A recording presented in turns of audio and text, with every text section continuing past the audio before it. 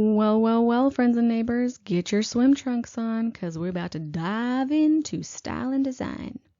Oh yes, and theater in the 1800s, of course. Let's go. Do you love rules? Well, you'll love neoclassicalism. They're all about the rules.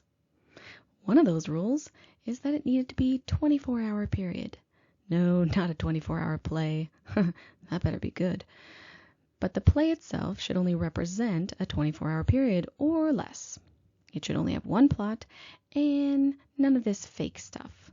Keep it real. But what if you don't like the rules? What if you want to write something, I don't know, different? Well, you've got the romantics coming in here. And they had a little rebel in them. They wanted to write whatever they wanted to write about and not stick to the rules. Let's put these two side by side. Now, when I look at neoclassicalism, it makes me think of a crotchety old grandpa.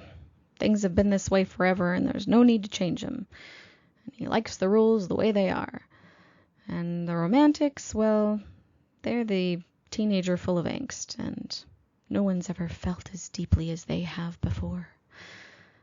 But personally, I love change, so thanks, romantics.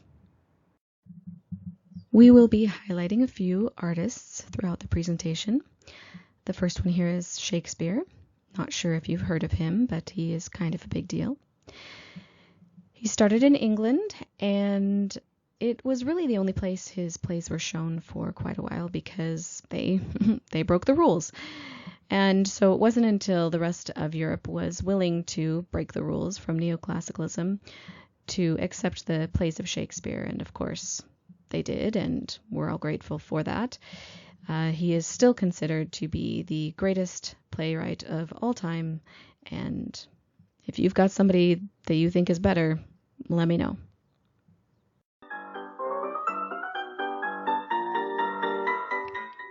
What do you do if you want to add more emotion, more intensity to the performance?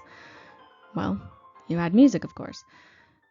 Now, if you don't believe me that music makes a huge difference, go watch Jaws without the musical score and get back to me.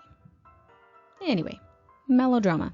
It actually means music drama, and this was because the music was played throughout the entirety of the show.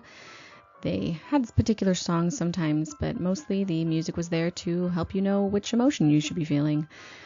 There was always a good guy and a bad guy, and bad guy loses, good guy wins. There's some comic relief from a sidekick type character. And I think this was the most popular because people like to know exactly what they're getting sometimes, and you definitely knew exactly what you were getting with a melodrama, and justice was always served.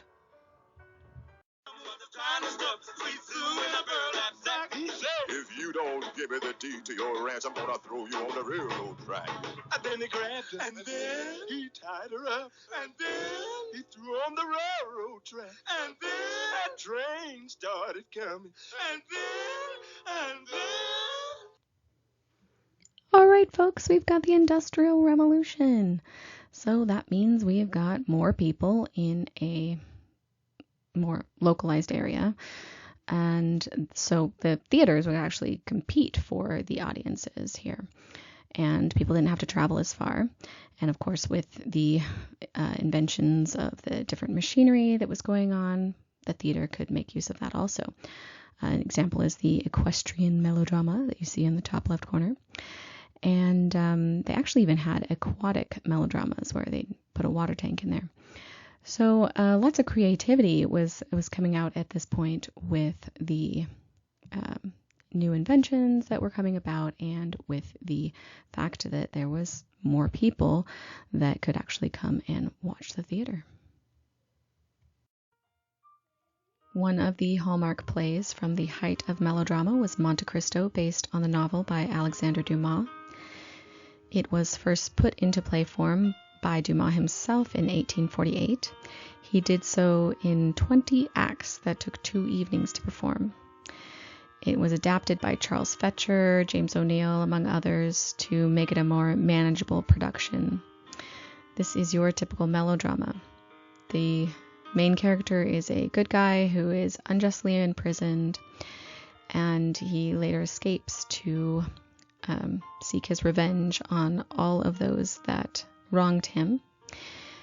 It actually includes one of the favorite scenes of the century, where the main character Edmund rises up from the sea, he climbs onto a rock, and he proclaims, "The world is mine." And as he goes about seeking his revenge with each death, he counts aloud, 1, 2, and the audience also enjoyed counting along with him aloud as he evened the score. This play was a great production, and it uses, many sets and costumes, lighting, and a lot of these things were quite new to the theater at the time. This trap door you see over here was probably something like what Edmund used to give the illusion that he was rising out of the sea and delivered his famous line. And on the right, you'll notice the lighting of this stage. There were some great advances. I don't know how many of you know the phrase being in the limelight, but this actually comes because they used lime, calcium, with reflectors and hydrogen, oxygen gas flames. They directed this, and it would be heated to an incandescence that would give off a bright glow. And they were able to light the stage much better than ever before.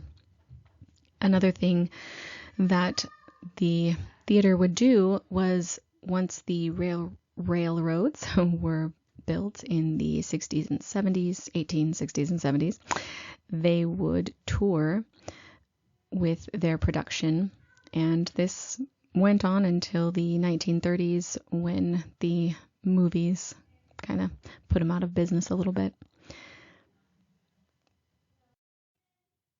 100 years is a long time to go over, so there's only so much information I can give you, but basically, Monte Cristo was kind of a big deal in many ways, and one of those is that it was the first play really to have the same actors playing the same role over and over again.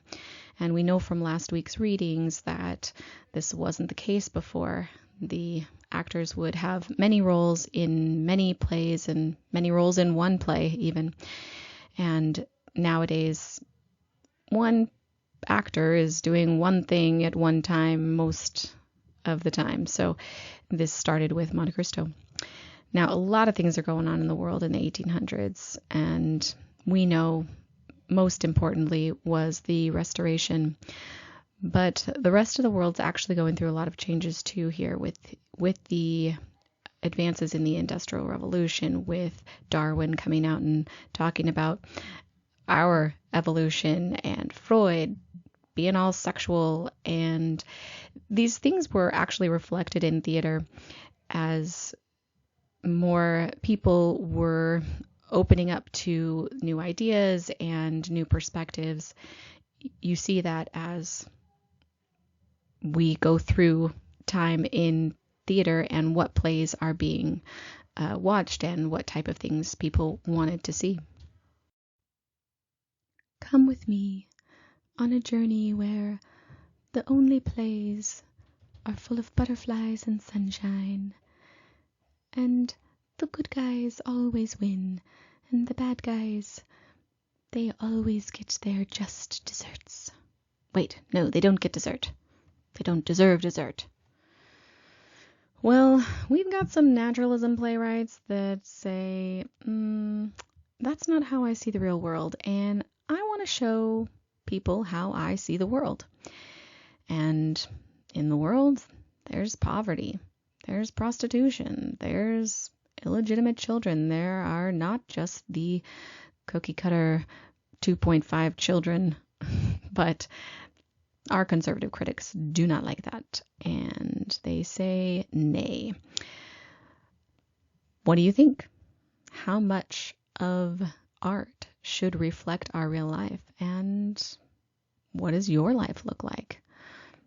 Do you only want to see art that reflects what you see, or do you want to see art that reflects what others see in the world?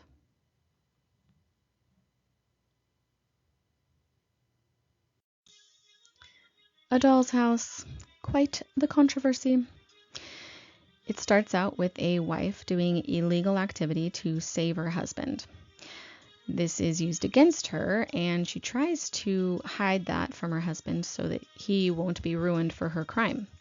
But when he finds out, he denounces her and takes absolutely no responsibility. And she's now this tainted member of society. But when the threat of punishment isn't there, he tries to reconcile with her.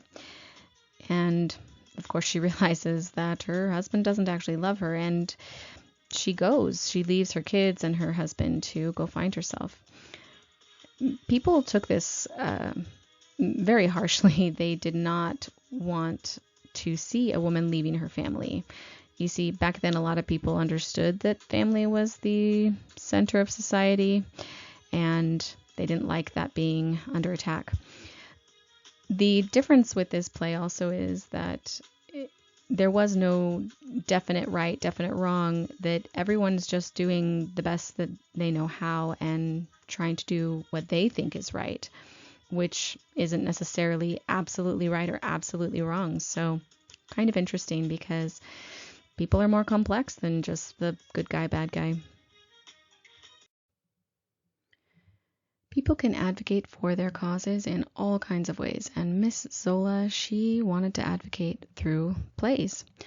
She used these naturalism plays to tell the world that things are not okay. Not everything's all rosy. So she had a few rules that she would put forth, and that was that the play needed to be realistic.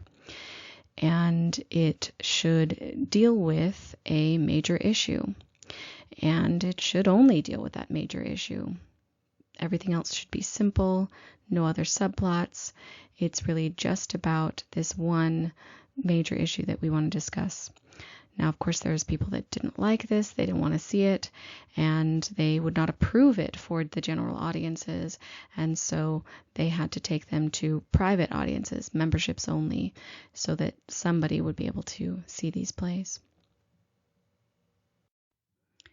Well, Zola's back there keeping it real. We've got some people wanting to be a little more creative. So Oscar Wilde, he's like, let's be artistic. Let's free ourselves from these restrictions. And so you have many other people who are just being creative. They're using symbolism, they're using theatrics, and here you see The Importance of Being Earnest, quite a popular play. Directors haven't always really been a thing. The person who wrote the play would quite often give any direction needed and participate in the play as an actor. And since for quite a while there wasn't too many complex set changes, costume changes, or anything like that, there wasn't much to direct. But of course, nowadays there's so much to direct, and it's quite an important job that needs to be done by someone who is able to lead lots of different people in lots of different ways. Space, the final frontier. Just kidding, that's something else. Theatrical space. We got three things here: size, configuration of the actor audience, and the degree of formality. Formality here, we're talking about, are you going into somebody's basement with a couple of folding chairs, or are you going to a theater with velvet curtains and a guy named Pierre offering you champagne? The expectations are going to change a little bit depending on that. Size, also going to make a big difference.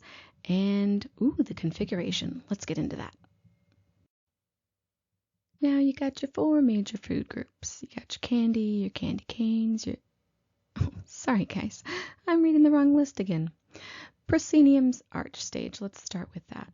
Now, since everyone is looking in from the same direction, you have a lot more freedom to make a large backdrop, put scaffolding for the actors to climb on, all sorts of props, and putting things in the wings that can immediately be brought out for scene changes.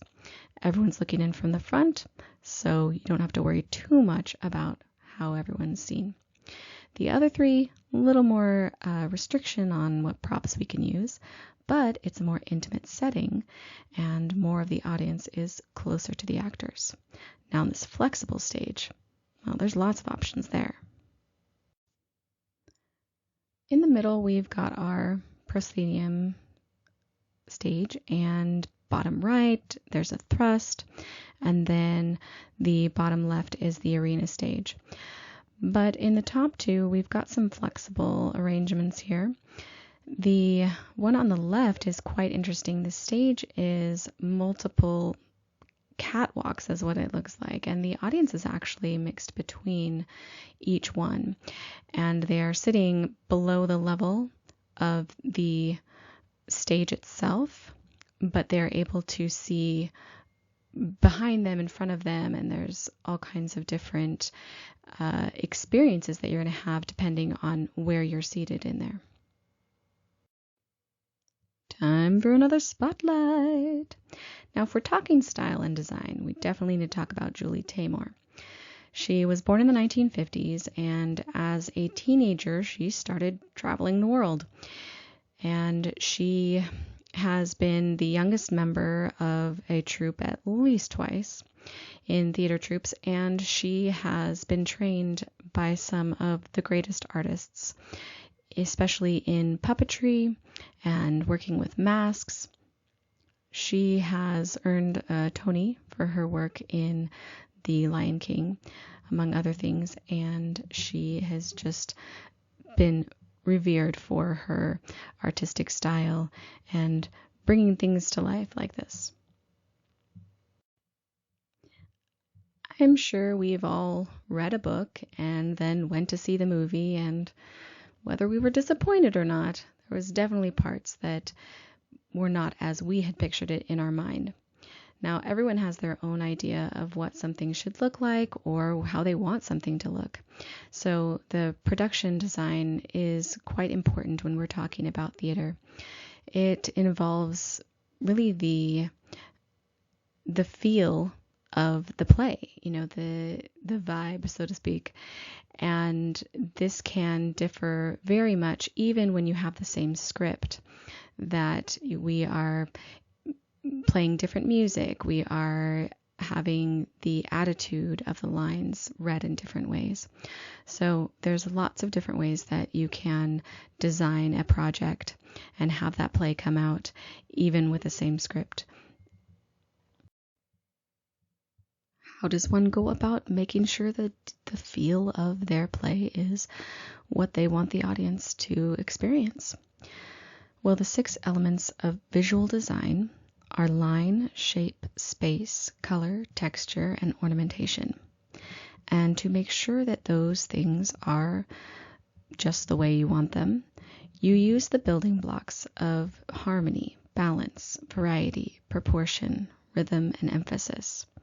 So those are the design building blocks to make sure that you have the shape, the space, the color, the texture that you want to convey. Let's end with the culmination of our designs here. There's lots of pieces that go into a play nowadays. There's all the different parts where you have the costume specialists, the lighting specialists, and so forth.